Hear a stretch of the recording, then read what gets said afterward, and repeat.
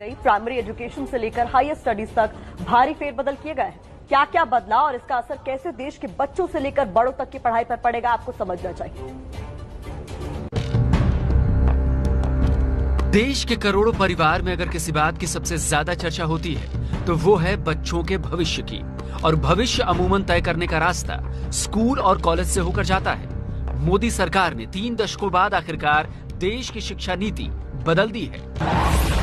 5वीं तक की पढ़ाई अब मातृभाषा, स्थानीय भाषा और राष्ट्रभाषा में होगी। 8वीं और उससे आगे भी मुमकिन हुआ तो स्थानीय भाषा में पढ़ना होगा। अंग्रेजी की पढ़ाई सिर्फ एक विषय के तौर पर होगी। 9वीं से 12वीं कक्षा तक सेमेस्टर में परीक्षा होगी।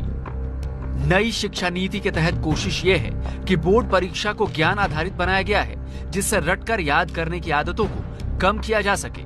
साथ ही आर्टिफिशियल इंटेलिजेंस की मदद से हर साल रिपोर्ट कार्ड तैयार होगी। जब बच्चा 12वीं कक्षा में निकलेगा तो उसके पास अपने पिछले 15 साल का पूरा एक, जिसको कहते हैं कच्चा चिट्ठा होगा, जिसमें लिखा होगा कि वो कौन कौन सी स्किल्स उसने इम्बाइब करी हैं। कॉलेज की पढ़ाई में भी बड़े बदलाव किए गए हैं। नई नीति के मुताबिक कॉलेज में अब 3 और 4 साल दोनों की डिग्री होगी।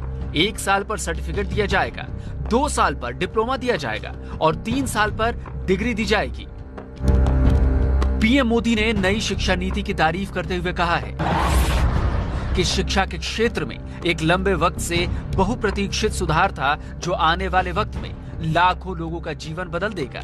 इसके अलावा हायर स्टडीज में भी बदलाव हुए हैं। अब एमए के छात्र सीधे पीएचडी कर सकेंगे। छात्रों को एमफिल भी नहीं करना होगा।